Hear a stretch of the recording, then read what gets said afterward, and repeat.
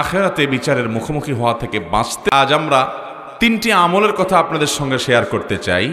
মোহতারাম হাজরিন, আল্লাহর কাছে একজন ঈমানদারের দুনিয়াতে সবচেয়ে বড় চাওয়া হলো সুখে শান্তিতে দুনিয়ার জীবনটা পার করতে পারা, আর আখিরাতে আল্লাহর কাছে সবচেয়ে বড় চাওয়া হলো আল্লাহ তাআলা যেন আমাদের গুনাহগুলো মাফ করে আমাদেরকে পরিচ্ছন্ন করে দেন, মুক্ত করে দেন, আমরা যেন আখিরাতে নাজাত পেয়ে যাই, আল্লাহ যেন আমাদের মাফ করে জান্নাত দিয়ে দেন। এটা হলো আখিরাতে একজন ঈমানদারের সবচাইতে বড় চাওয়া। দুনিয়াতে ঈমানদারের সবচেয়ে বড় মুসিবতের বিষয় যেটা তার আখিরাতকে ধ্বংস করতে পারে তা হলো তার পাপাচার, অপরাধগুলো, গুনাহগুলো। আমরা যে আল্লাহর নাফরমানি করি, আমরা যে আল্লাহর অবাধ্য হই, আল্লাহর নির্দেশগুলোকে লঙ্ঘন করি, আল্লাহর নিষেধাজ্ঞাগুলোকে অমান্য করি, এটার কারণে আমাদের আমল নামায় যে গুনাহ জমা হচ্ছে, আখিরাতে আমাদের সে গুনাহগুলো হবে আমাদের সবচেয়ে বড় বিপদের কারণ। আল্লাহ রাব্বুল আলামিন আমাদের সবাইকে জীবদ্দশাতেই প্রতিটা পাপ, প্রতিটা অপরাধ, প্রতিটা গুনাহ এটা আল্লাহর কাছ থেকে মাপ পাইয়ে আল্লাহর কাছ থেকে এগুলোকে ক্ষমা করার পর তারপর দুনিয়া থেকে যাওয়ার তৌফিক দান করুন। বাবারা, দুনিয়া থেকে গুনার বোঝা যদি মাথায় নিয়ে যায় আর আখিরাতে আল্লাহ যদি এই পাপ অপরাধগুলোর বিচারের মুখোমুখি করেন, শাস্তি তো পরের কথা, শুধু বিচারের মুখোমুখি যদি করা হয়, শুধু যদি জিজ্ঞাসাবাদের মুখোমুখি করা হয়, কিয়ামতের ভয়াবহতম দিনে পরিস্থিতি কেমন হতে পারে। দুনিয়ার বিভিন্ন মানুষ যখন অপরাধ করে তার যখন বিচার হয়, এমনকি অনেক মানুষ নিরপরাধ থাকা সত্ত্বেও অভিযুক্ত হয়ে তার বিচার হয়, বিচারের কাঠগড়ায় যখন মানুষ দাঁড়ায় তার বিচারে কি হবে, তিনি কি খালাস পাবেন না শাস্তি হবে সেটা পরের বিষয়। কিন্তু একজন মানুষ যখন গ্রেপ্তার হয়, একজন মানুষ যখন আসামি হয়ে হাতকড়া পরে ডান্ডা বেড়ি পরিয়ে বাবা নানাভাবে তাকে যখন আদালতে উপস্থাপন করা হয় এবং বিচারের ট্রায়াল চলে, কত বড় হ্যাসেল হয়, কত বড় পেরেশানি হয়, কত বড় কষ্ট হয়, কত বড় আযাব হয়। ভাইরা আমার, দুনিয়ার এই বিচারে আমাদেরকে সহযোগিতা করার জন্য আইনজীবী থাকে, উকিল থাকে, আত্মীয় স্বজন থাকে, টাকা পয়সা থাকে, বিচারককে ম্যানেজ করার লোক থাকে, দলিল আদিল্লা পেশ করার ব্যাপার স্যাপার থাকে, বিচারের চোখে ফাঁকি দেওয়ার কোনো রাস্তা থাকে, আরো কত উপায় থাকে। এরপরও যদি কেউ মামলা মোকদ্দমার প্যাচে পড়ে যায়, গ্রেপ্তার হয়ে যায়, বিচারের মুখোমুখি হয়, তাহলে তার পেরেশানির কোনো শেষ থাকে?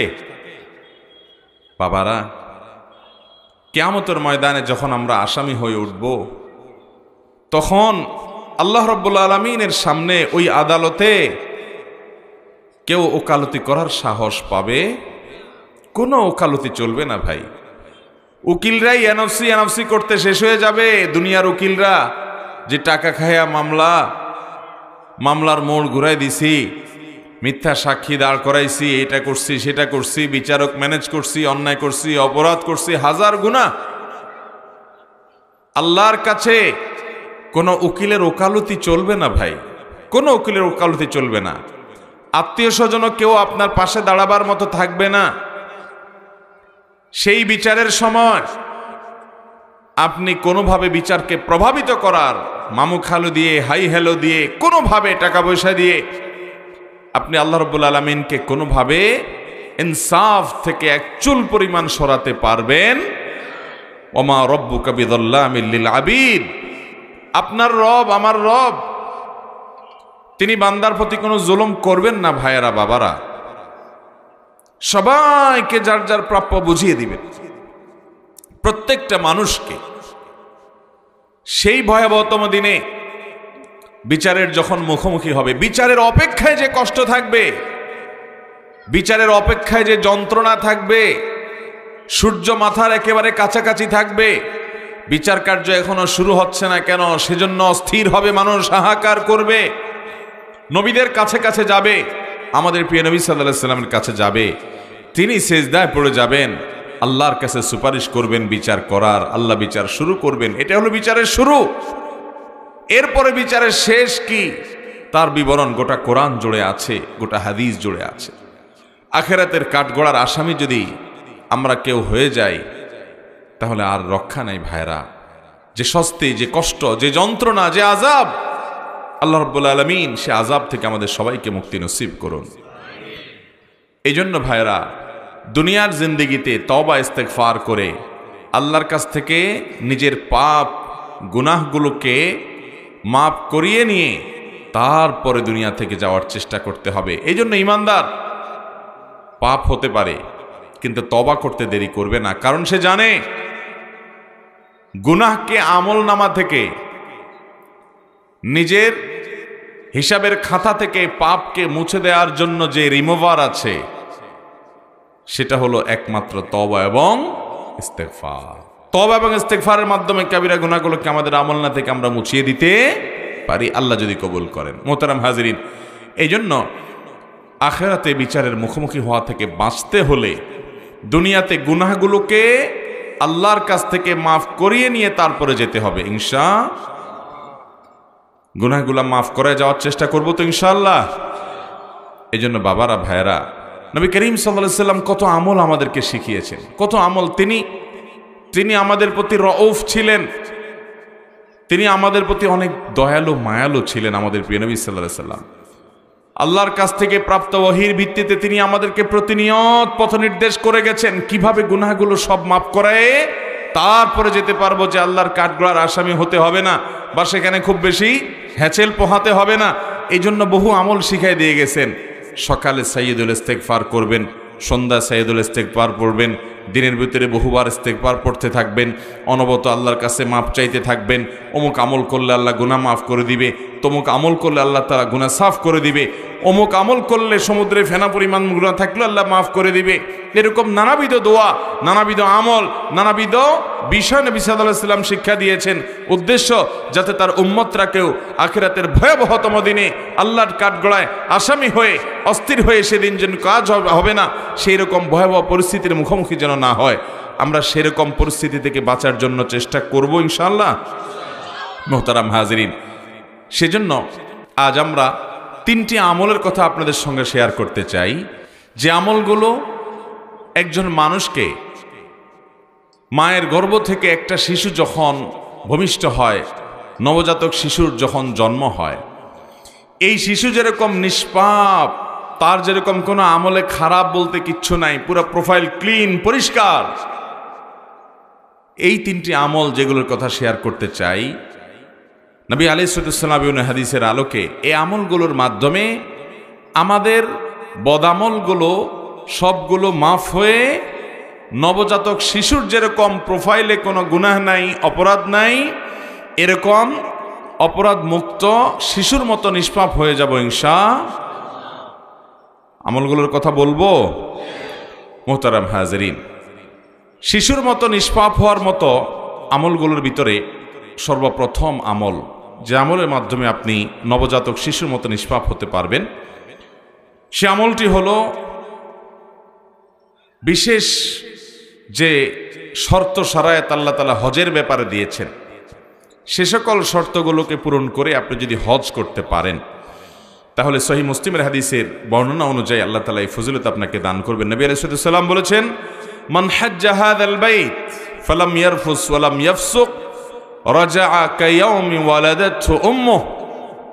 যদি কেউ বাইতুল্লাহর হজ করে এবং বাইতুল্লাহর হজ করে হজ করতে গিয়ে কোনো প্রকার নারী গঠিত গুনাহ করে না, স্ত্রী সহবাস করে না, যৌনতা সংশ্লিষ্ট কোনো অপরাধে জড়ায় না, নিজেকে হেফাজত করে কন্ট্রোল করে এবং অন্য কোনো পাপ অপরাধ করে না হজের পুরো সময় জুড়ে, পুরো সফর জুড়ে, পুরো মৌসুম জুড়ে, হজের এই সময়ে হজ করতে গেছে, যৌনতা সংশ্লিষ্ট অপরাধ করে নাই, স্ত্রী সহবাস করে নাই, সেক্সুয়াল যে গুনাহ আছে সেগুলো থেকে বেঁচে থেকেছে, নিজেকে নিয়ন্ত্রণ করেছে এবং যেই কোনো অপরাধ এবং পাপাচার যেটা হজ করা অবস্থা বিশেষভাবে নিষিদ্ধ, অন্য সময় তো নিষিদ্ধ আছেই, হজের সময় বিশেষভাবে নিষিদ্ধ, এরকম কোনো গুনাহ থেকে সে নিজেকে বাঁচিয়ে রাখতে পেরেছে, এইভাবে যদি কেউ হজ করতে পারে, তাহলে সেই হাজি সাহেব হজ করে যখন ফিরে আসবে তখন সে দুনিয়াতে, তার দেশে, তার মাটিতে যখন সে ফিরে আসবে মক্কা থেকে,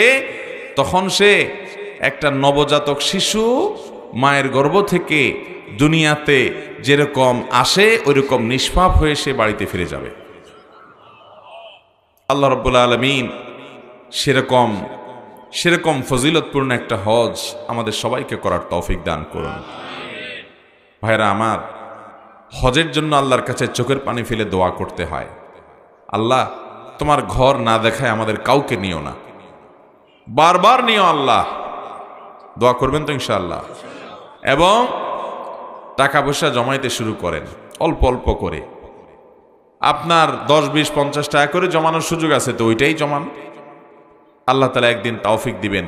বহু মানুষ আছে পয়সাওয়ালা কিন্তু হজের তৌফিক হয় নাই, অনেক মানুষ আছে পয়সা কম কিন্তু আল্লাহ হজের তৌফিক দিয়েছেন। এই জন্য তৌফিক চাইতে হবে। এবং হজ করলেই হবে না, শুধু ওই যে হজের মধ্যে নিজের চোখের হেফাজত করতে হবে, জেনা থেকে বেঁচে থাকতে হবে, যৌনতা সংশ্লিষ্ট অপরাধ থেকে বেঁচে থাকতে হবে। বিশেষ করে হাদিস এবং আয়াতে যেটি বোঝানো হয়েছে যে যদি কেউ স্বামী স্ত্রী সহকারে যায় তাহলে নির্দিষ্ট যে সময়ে স্ত্রীর সাথে শারীরিক সম্পর্ক করা নিষিদ্ধ, সেখান থেকে বেঁচে থাকতে হবে। এক কথায় রফাস থেকে বেঁচে থাকবে এবং যে কোনো গুনাহ থেকে বেঁচে থাকবে, ফুসুক এবং ফাসিকি কাজ থেকে বেঁচে থাকবে। এইভাবে যদি হজ করতে পারে কেউ, তাহলে তার জন্য ফজিলত রয়েছে। আবার কোরআনে আল্লাহ তাআলা আরো একটা কথা বলেছেন, যে ব্যক্তি হজ করবে ফালা রফাসা ওয়ালা ফুসুকা ওয়ালা জিদালা ফিল হজ, সে হজে গিয়ে রফাস ফুসুক তো করবেই না, যৌনতা বিষয়ক গুনাহ তো করবেই না, অন্য গুনাহ করবে না, আর ঝগড়াঝাটি করবে না, এগুলো থেকে বেঁচে থাকতে হবে। তো এইরকম হজ করে আসা এটা খুব সহজ কাজ না। অনেক কাজী সাহেবরা আছেন যে প্রথমটা থেকে বাঁচতে পারলেও দ্বিতীয়টা থেকে বাঁচতে পারেন না, কারণ ওখানে গিয়ে বসে বসে টেলিভিশনে নাটক চায়, সিনেমা চায়, টকশন নামে নানান হারাম জিনিস চোখে পড়ে, বাস এই হাজি সাহেব এ ফজিলত পাবে না। অনেক হাজি সাহেব হজ করতে গিয়া ঝগড়া ঝাঁটি, তর্ক বিতর্ক, গন্ডগোল, ফাসাদ, এটা সেটা পিছনে লেগে যায়, তারও এটা নসিব হওয়ার সম্ভাবনা কম। অতএব প্রথম আমল হলো এমন হজ যেই হজে রফাস নাই, ফুসুক নাই, যৌনতা বিষয়ক অপরাধ নাই, গুনাহ নাই, অন্য কোনো গুনাহ নাই, এরকম গুনাহ মুক্ত, রফাস মুক্ত, ফাসিকি মুক্ত হজ যদি কেউ করে ফিরে আসতে পারে, এই আমলের বিনিময়ে আল্লাহ তাআলা তাকে নিষ্পাপ শিশুর মতো করে দিবেন। তার গুনাহগুলো মাফ করে একেবারে মায়ের পেট থেকে যে শিশু ভূমিষ্ঠ হয়েছে তার মতো নিষ্পাপ আল্লাহ তাআলা করে দিবেন। অতএব আমরা এ হজ যেন আল্লাহ তাআলা আমাদেরকে করার তৌফিক দেয়, যারা করেছি বারবার যেন আল্লাহ তৌফিক দেন। এবং এইভাবে হজ্জে মাবরুর, যে হজ সম্পর্কে নবীজি সাল্লাল্লাহু আলাইহি সাল্লাম বলেছেন, আল হজ্জুল মাবরুর লাইসা লাহুল জাযা ইল্লাল জান্নাহ, মাবরুর হজের বিনিময় জান্নাত ছাড়া আর কিছু হতে পারে। আল্লাহ আমাদের সবাইকে সেরকম মাবরুর হজ করার তৌফিক দান করুন। নাম্বার 2, সহিহ মুসলিমের বর্ণনায় আমরা দ্বিতীয় আমলের কথা জানি, যে আমলের মাধ্যমে আল্লাহ রাব্বুল আলামিন আমাদেরকে একেবারে নবজাতক শিশুর মতো, সদ্য ভূমিষ্ঠ হওয়া শিশুর মতো নিষ্পাপ করে দিবেন। সে আমলটি সম্পর্কে নবী করিম সাল্লাল্লাহু আলাইহি সাল্লাম বলেছেন, মান তাওয়াদ্দা কামা আমারাল্লাহ, যে ব্যক্তি ওযু করবে সেভাবে যেমন ওযু করার নির্দেশ আল্লাহ করেছেন, যেভাবে আল্লাহ ওযু করতে নির্দেশ করেছেন সেইভাবে ওযু করবে, উল্টাপাল্টা নিয়মে না, মন মতো না, সুন্নাহর খেলাফ না, বরং আল্লাহর নির্দেশিত পদ্ধতি অনুযায়ী সঠিকভাবে যে ওযু করবে।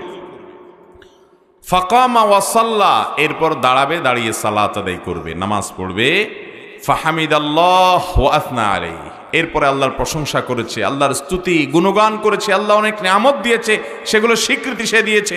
ওমাজ্জাদা বিল্লাযী হুয়া লাহু আহল, আর আল্লাহর মর্যাদা বর্ণনা করেছে যেমনটি উপযুক্ত আল্লাহর শানের স্বীকৃতি সে দিয়েছে।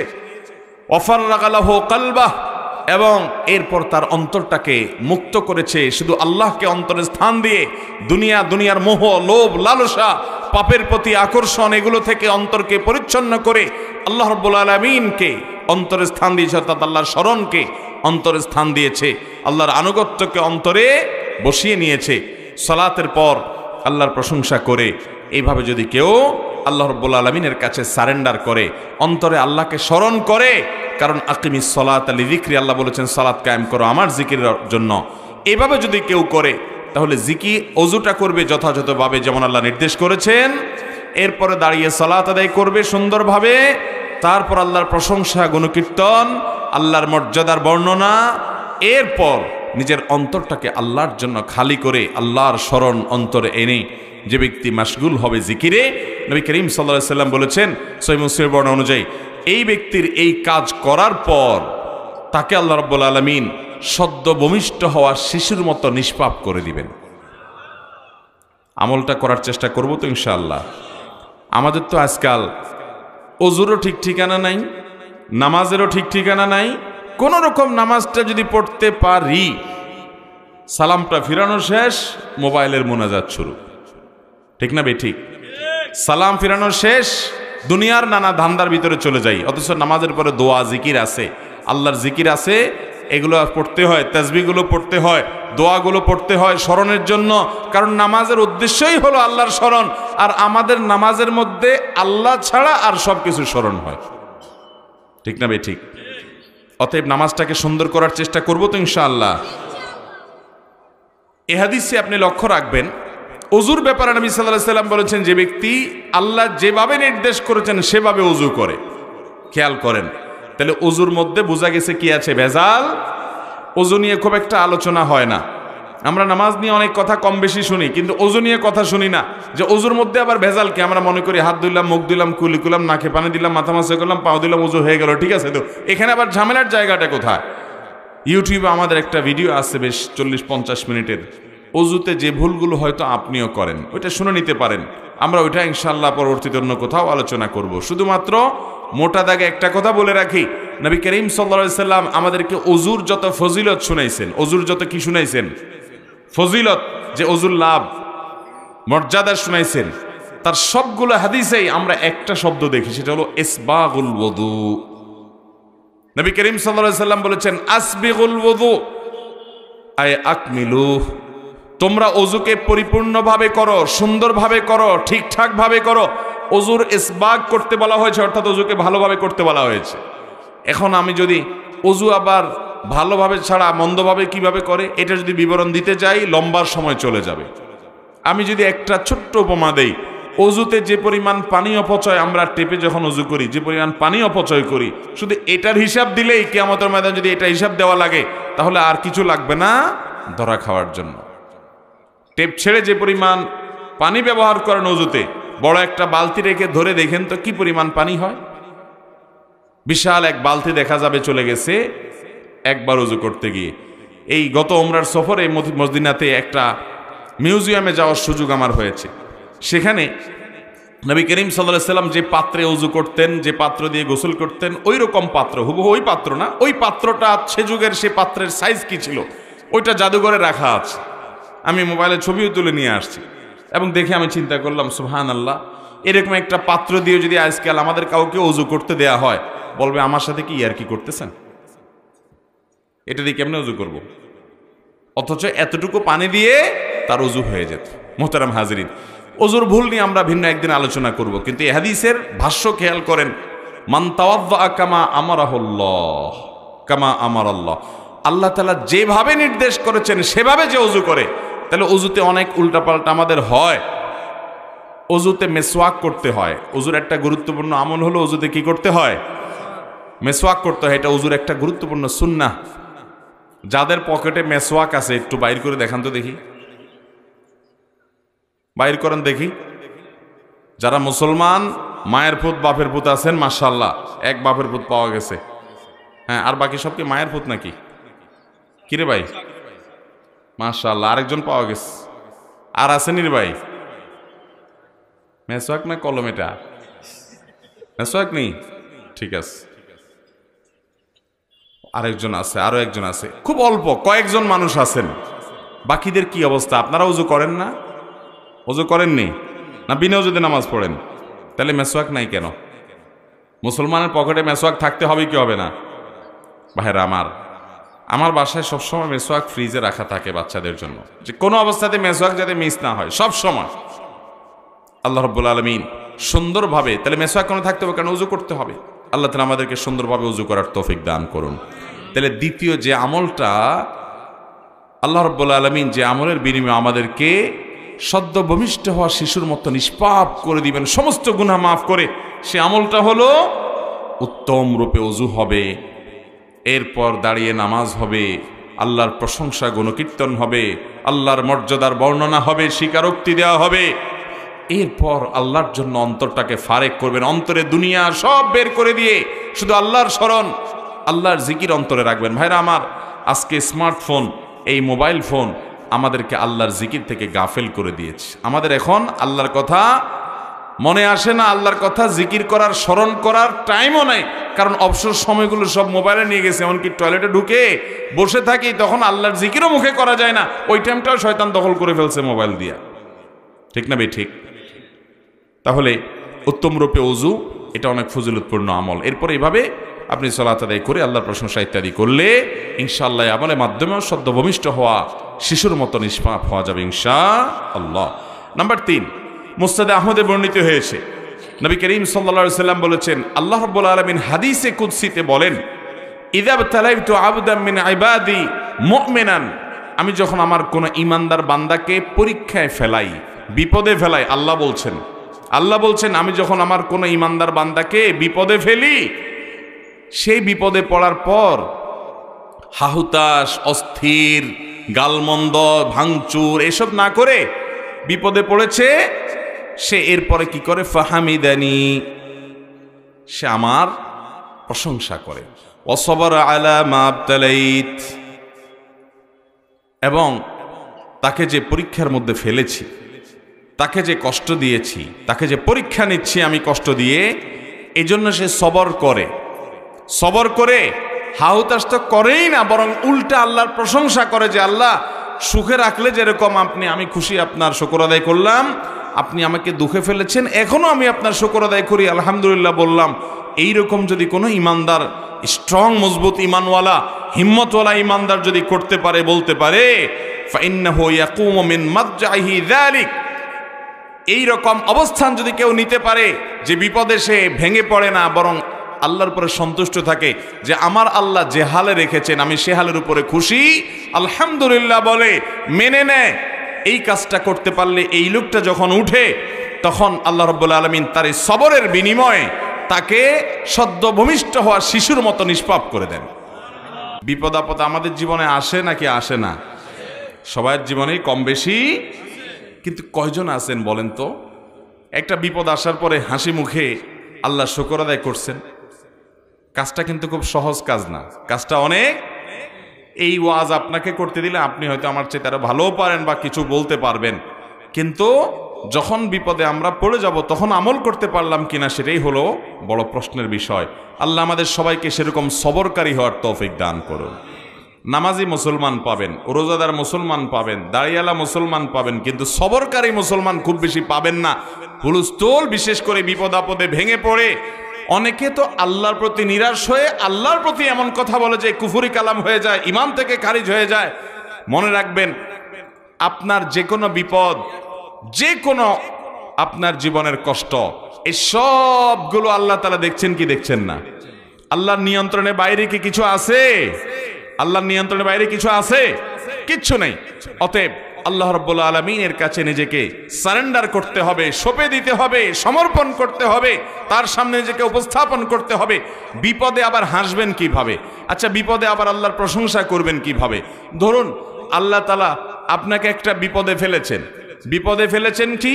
আপনি কোথাও যাচ্ছেন, রোড অ্যাক্সিডেন্টে আপনার একটা ছেলে দুনিয়া থেকেই চলে গেল। আপনারা কয়েকজন ছিলেন পরিবারের সদস্য, অন্য সবাই বেঁচে আছে, একজন দুনিয়া থেকে চলে গেছেন, বাকি যারা এক দুজন আছেন তাদের কেউ হাত ভাঙছে, কারোর পা ভাঙছে, কেউ হয়তো পুরো ভালো আছে, কিছু হয় নাই। এখন কথা হলো যে বিপদ হলে আবার আল্লাহর প্রশংসা কিভাবে করব? আমার ছেলে মারা গেছে, আমি বলবো আল্লাহ আপনার শুকর, এটা কেমনে সম্ভব? এটার উত্তর হলো, আপনি দেখবেন আল্লাহ রাব্বুল আলামিন আপনাকে যে বিপদে ফেলেছেন, এই বিপদটা এর চাইতে আরো অনেক বড় হতে পারত। আপনার সবগুলো ছেলে শেষ হয়ে যেতে পারত, আপনার আরেকটা ছেলে মারা যেতে পারতো, আপনি নিজে মারা যেত, আপনার পরিবার বিপদে পড়তে পারতো, হতে পারতো কি পারতো না? তো আল্লাহ রাব্বুল আলামিন আপনার জন্য যেটুকু নেয়ামত রেখেছেন ওইটুকুর দিকে তাকে ইমানদার যখন আলহামদুলিল্লাহ বলবে, ওই বিপদে সবরের বিনিময়ে আল্লাহ তাআলা তাকে নবজাতক সদ্য ভূমিষ্ঠ হওয়া শিশুর মতো নিষ্পাপ করে দিবেন, জান্নাত দান করবেন ইনশাআল্লাহ। বিপদে সবর করা সহজ কাজ নয়, এ বিষয়ে ওয়াজ করা সহজ। আল্লাহ আমাকে সবরকারী হওয়ার তৌফিক দান করুন, আপনাদেরকেও দান করুন। মুহতারাম হাজিরিন, আস-সবরু জাযাউহু আল জান্নাহ, সবরের বিনিময়টাই হলো জান্নাত। আল্লাহ কোরআনে বলেছেন, ইন্নামা ইউওয়াফাস সাবিরুন আজরাহুম বিগাইরি হিসাব, যারা ধৈর্যশীল হবে, নিজেকে নিয়ন্ত্রণ করতে পারবে, এদের বিনিময়ে আল্লাহ তাআলা কোনো যোগ বিয়োগ করে দিবেন না। আল্লাহর কাছ থেকে যোগ বিয়োগ করে পায়ে জান্নাত পাওয়া বড় কঠিন। বিনা হিসাবে যদি জান্নাতে চান, বিনা হিসাবে যদি আল্লাহর কাছ থেকে সওয়াব পেতে চান, তাহলে আপনার জীবনের প্রতিটি পদক্ষেপে যত কঠিন সময় আসুক, পাহাড়ের মতো অটল হয়ে থেকে আপনাকে সবর করতে হবে, ধৈর্য ধারণ করতে হবে, নিজেকে নিয়ন্ত্রণ করতে হবে। মাথা গরম করে অঘটন ঘটানো যাবে না, গালিগালাজ করা যাবে না, নিজেকে শেষ করা যাবে না, কুফরি কালাম করা যাবে না, আল্লাহর প্রতি অনাস্থা প্রকাশ করা যাবে না, নিরাশ হওয়া যাবে না। সবর এখতিয়ার করতে হবে। আস-সবরু জামিল, সবর অনেক সুন্দর জিনিস। আল্লাহ আমাদের সবাইকে সে সবরের দৌলত দান করুন। বিপদে সবর করব তো ইনশাআল্লাহ। ভাইরা আমার একটা বিপদ হয়েছে। এই বিপদটা আমার জীবনের নেয়ামত হতে পারে কি পারে না, পারে কি পারে না, এরকম বহু ঘটনা আমাদের সামনে আসে না নাই? অনেক বিপদ আছে, আমরা দেখি বিপদ, অথচ এটা উপর দিয়ে দেখতে বিপদ হলে কি হবে, এর পিছনে নেয়ামত আছে। আমরা যদি সবর করে বলতে পারি, আল্লাহ আমি নিজের জন্য চাইছিলাম এই চাকরিটা হোক, কিন্তু আপনি দিলেন না, আমি বুঝলাম আমার ফয়সালা আপনার পক্ষ থেকে, আমি নিজের জন্য এটারে ভালো মনে করছি, আপনি আমার জন্য ভালো মনে করেন নাই। মনে রাখবেন, আপনি নিজের জন্য যেটাকে ভালো মনে করছেন, আপনার রব তিনি যেটা নির্বাচন করবেন আপনার জন্য, সেটা আপনার মনে করার চাইতে আরো বেশি ভালো হবে। বুঝে আসুক আর না আসুক। একটা ঘটনা আমি এবছর চুনতি মাহফিলে বলেছিলাম, এর আগে বিভিন্ন জায়গা হয়তো বলেছি। মক্কায় একবার আমার এক পরিচিত ভাই, ওনার জীবনে একটা বড় বিপদ আসলো। বিপদ কি? বিপদ হলো, ভদ্রলোক হোটেলের ব্যবসা করে, আবাসিক হোটেলের ব্যবসা করে, আমার পরিচিত। আমি সৌদি আরবে থাকাকালীন সময় মক্কা আসলে ওনার হোটেলে অনেক সময় থাকতাম। তো সে ভাই, উনি হঠাৎ করে দেখি মন টন খারাপ। কিরে ভাই মন খারাপ কেন? বলে হুজুর মন খারাপ, দেশে চলে যাব। অনেক বছর ছিলাম সৌদি আরব মক্কা শরীফে, আল্লাহর ঘরের পাশে হাজিদের খেদমত করছি বহুত, কিন্তু এখন চলে যেতে হবে দেশে। কেন, কি সমস্যাটা কি? বলে ভাই একটা হোটেল, আমি এই যে হোটেলটা আমি থাকি, আপনি জানেন এই হোটেলটা আমি মালিকের কাছ থেকে সারা বছরের জন্য ভাড়া নিয়ে নেই। সম্ভবত 1 মিলিয়ন রিয়ালের কথা তিনি বলেছেন, যে 1 মিলিয়ন রিয়াল দিয়ে এটা আমি সারা বছরের জন্য ভাড়া নিয়ে নেই। এরপরে 12 মাস আমি হাজিদেরকে রাখি, এখান থেকে প্রফিট করি, আমার সংসার চলে। আলহামদুলিল্লাহ, আল্লাহ আমাকে সুখে শান্তি রাখছে। এখন হঠাৎ করে আমারই আরেক বাংলাদেশি ভাই, সে হিংসা করে হোক আর যাই হোক, আমার যে মালিক এই হোটেলের কফিল, তার কাছে যায় ফুসলায় ফাসলায় বলতেছে, এই বিল্ডিং তুমি তারে 1 মিলিয়ন দিছো, আমি 12 লাখ দেব। সে 10 লাখ দেয়, আমি 12 লাখ রিয়াল দেব, আমার দিয়ে দাও। তো সৌদি বেচারা 2 লাখ রিয়াল বেশি পাইছে, বলে ঠিক আছে সামনের বছর তোমার আর বিল্ডিং দেবো না, আমি আরেকজনটা দিয়ে দিছি অলরেডি 12 লাখে, এই বছর শেষ করি, তোমার শেষ। বেচারা বলে একই হোটেল, অনেক দিন পর্যন্ত এই হোটেলে ছিলাম, এখন এটা আমার হাতছাড়া হয়ে গেল। যেই লোক 12 লাখ দিয়ে নিয়েছে সে ব্যবসা করা কঠিন হবে, কারণ ব্যবসায় না আগের মতো নাই। 10 লাখ উঠাইতে আমার কষ্ট হয়, সে কেমনি 12 লাখ করবে, তাও হিংসা করে করছে। এই যে আমার পেটে লাথিটা মারলো, হোটেলটা হাতছাড়া হয়ে গেল, এত বছর একটা হোটেলে ছিলাম, এখন হোটেলটা ছেড়ে দিতে হলো। এই জন্য হুজুর মনে দুঃখ, চলে যাবো, আর দেশে থাকবো না। উনি দেশে চলে আসছে, শেষ পর্যন্ত একসাথে চলে আসছে। ঠিক আছে, সে আর হোটেলে ব্যবসা মক্কা করবে না। মনের দুঃখে এত বড় একটা আঘাত, এত বছরের উপার্জনের জিনিসটা তার মুখ থেকে ছিনায় নিয়ে গেছে। আমারও খুব খারাপ লাগলো, দোয়া করলাম আল্লাহ আপনাকে সবরের তৌফিক দান করুক। দেখেন দেখেন সবরে কি হয়। এই ভদ্রলোক দেশে চলে আসছে, আসার কিছুদিন পরেই শুরু হয়ে গেল করোনা। কি শুরু হয়েছে? এবার হোটেলের কি হয়েছে? আর সৌদি আরবে বাসা ভাড়া, হোটেল ভাড়া এগুলো অগ্রিম দিতে হয়। আগে টাকা অগ্রিম সব দিয়ে দিবেন, এরপরে আপনি ভাড়া পাবেন। তো টাকা তো সব সৌদি মালিককে দিয়ে দিছে 12 লক্ষ রিয়াল। টাকা দেওয়ার কিছুদিন পরেই শুরু হয়ে গেছে কি, এবং করোনা লাস্টিং করছে কত বছর? 2-2.5 বছর। এই 2.5 বছর মক্কা বন্ধ, উমরা বন্ধ, হজ, হায় হায়, তাহলে বেচারার হোটেলও 2 পয়সাও ইনকাম। এবার আমি ওই ভাইকে বললাম, ওনার নাম টিপু ভাই, বললাম টিপু ভাই, আল্লাহ যে আপনার এত বড় এহসান আপনার উপরে করলো, আর ও আপনারে খুঁটা দিতে চাইছে, গর্ত করছে, গর্তে অরে ফেলাইছে। আপনি যদি 12 লাখ টাকা দিয়ে ভাড়া, 12 লাখ রিয়াল দিয়ে যদি ভাড়া নিতেন হোটেলটা, তো 12 লাখ রিয়াল তো পুরোটাই চলে গেছে। আল্লাহ তাআলা আপনি গর্তে পড়তে নিছেন, 2 মাস পরে 1 মাস পরে করোনা আসবে, আল্লাহ ধাক্কা দিয়ে আপনারা বাংলাদেশ পাঠাইয়া 1 মিলিয়ন রিয়াল বাঁচাই দিছে। ভদ্রলোক চোখের পানি ফেলে দিলেন। ওই যে ভাই ব্যক্তিগতভাবে আপনি চিনেন টিপু ভাই রে? ও ভাই চিনে বলে, মাশাআল্লাহ, সাক্ষীও আছে।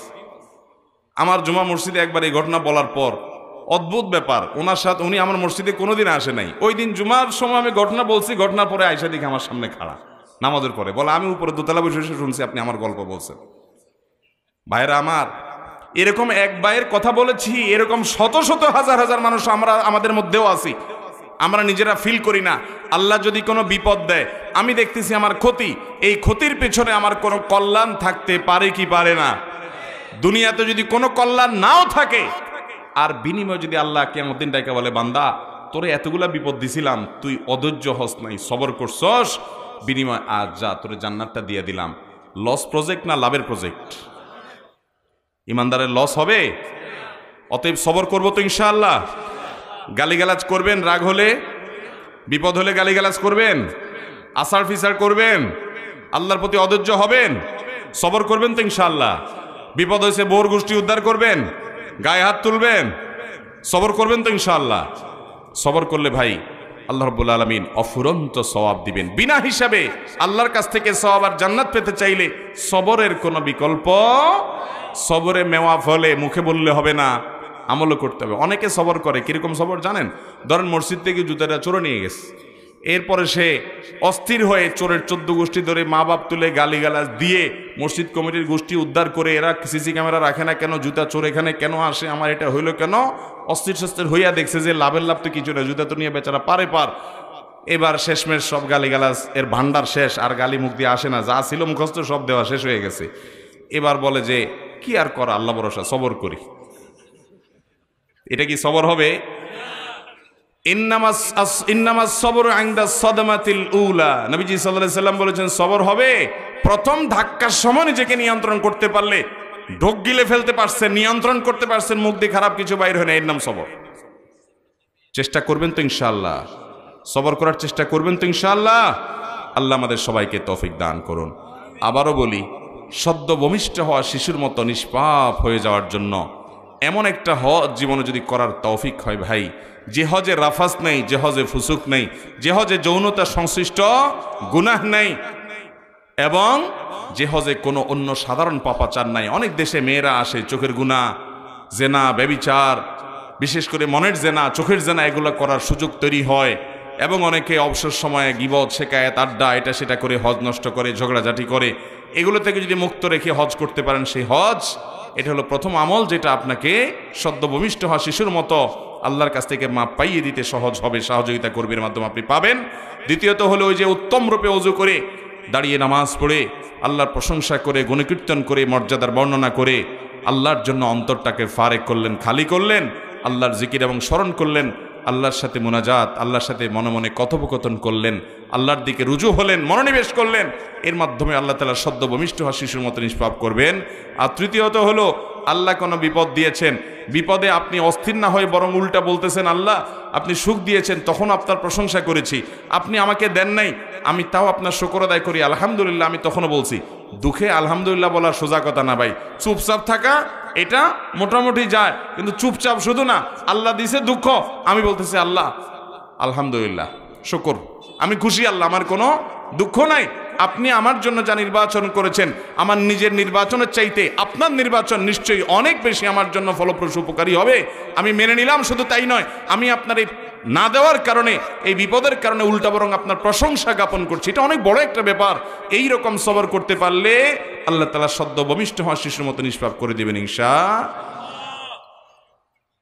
এর মানে আবার এটা বুঝিয়েন না যে তাহলে তো চুরি ডাকাতি, 2 নম্বর এই টিন চুরি, গম চুরি যা করছি, গীবত শেকায়েত কবিরা গুনাহ যা করছি, ওই যে সুন্দর করে ওযু করে একদিন 2 রাকাত নামাজ পড়লাম, এরপরে এভাবে আল্লাহর দিকে মনোনিবেশ করলাম, সব ভ্যানিশ হয়ে গেল, আবার 6 মাস পরে একবার করলাম, সব ভ্যানিশ হয়ে গেল, এইভাবে প্রসেস করে করে আমি জান্নাতে চললাম লাভ দিয়া। এটা আবার মনে করিয়েন না। কারণ বান্দার হক যদি নষ্ট করেন, ওইটার জন্য মানুষের হক আগে আদায় করতে হবে, এরপরে আল্লাহর কাছ থেকে মাপ পাওয়ার জন্য অন্যান্য আমলগুলো করতে হবে। কথা কি বুঝাতে পারছি? মানুষের হক মেরে থাকলে সেটার প্রায়শ্চিত্ত করার জন্য আপনার সাধারণ কোনো আমল নয়, বরং সেটা ওই ব্যক্তিটা পরিশোধ করে তারপরে এবার আল্লাহর কাছে আপনি মাপও চাইবেন, এসব আমলও করবেন। কারণ তার কাছ থেকে মাপ চাইলেই শুধু মাপ হবে না, আপনি কোনো মানুষের হক নষ্ট করলে 2টা গুনাহ হয়। এক হলো ওই ব্যক্তির হক নষ্ট করলেন, আবার হলো আল্লাহর নির্দেশ লঙ্ঘন করলেন। মানুষের হক নষ্ট করতে আল্লাহ নিষেধ করেছেন, এজন্য আল্লাহর কাছেও তওবা ইস্তেগফার করতে হবে, মাপ চাইতে হবে, আবার বান্দার কাছেও মাপ চেয়ে নিতে হবে বা তার হক পরিশোধ করে দিয়ে দায় মুক্তি নিতে হবে, এরপরে আল্লাহ মাফ করবেন। আর যদি কোনো কবিরা গুনাহ, বিশেষ করে শিরক করে থাকেন, বড় কোনো কবিরা গুনাহ করে থাকেন, তাহলে সেক্ষেত্রে সেটার জন্য আল্লাহর কাছে ইস্তেগফার করবেন, ক্ষমা প্রার্থনা করবেন, পাশাপাশি এই সমস্ত আমলগুলো করবেন। এরকম বহুবিধ প্রচেষ্টা যখন থাকবে ভাইরা আমার, ওই যে শুরুতে বলেছি, কিয়ামতের ময়দানে আল্লাহর কাঠগড়ায় আসামি হিসেবে দাঁড়াতে হবে না। পাপাচার যেগুলো করেছি না করেছি আমরা, সেগুলোকে পরিচ্ছন্ন করে আল্লাহর কাছ থেকে এগুলোকে নিষ্পত্তি করিয়ে নিয়ে তারপরে আল্লাহর সঙ্গে সাক্ষাৎ করার চেষ্টা করব ইনশাআল্লাহ। আল্লাহ তাআলা আমাকে, আপনাকে, আমাদের সবাইকে দুনিয়া থেকে যাওয়ার আগে, বাবারা ভাইয়েরা, কখন নাকের ডগা থেকে নিঃশ্বাস বন্ধ হয়ে যায় জানি না। কেউ জানেন কখন নিঃশ্বাস বন্ধ হবে? জানেন হায়াত কখন শেষ হবে? জানেন? তাহলে সর্ব অবস্থায় নিজের প্রোফাইলটাকে, সর্বাবস্থায় নিজের আমল নামাটাকে গুনাহমুক্ত করার জন্য ইস্তেগফার, তওবা, এই যে 3টা আমলের কথা বললাম, এই সমস্ত আমল, অন্যান্য গুনাহ মাফ, মুকাফফিরাতুজ যুনুব যেগুলো আছে, গুনাহ মাফের যে আমল আছে, সে আমলগুলো বেশি বেশি করে, ঘন ঘন করে, সকাল বিকাল সাইয়্যিদুল ইস্তিগফার পড়ে, রাতে সাইয়্যিদুল ইস্তিগফার পড়ে, সারাদিন ঘন ঘন ইস্তিগফার করে, আমলগুলো করে, একের পর একটু পর পর নিজের প্রোফাইলটাকে আপডেট করে, পরিচ্ছন্ন করে আল্লাহর কাছে যাব, যাতে কোনো পাপের বোঝা মাথায় নিয়ে কিয়ামতে দাঁড়াতে না হয়।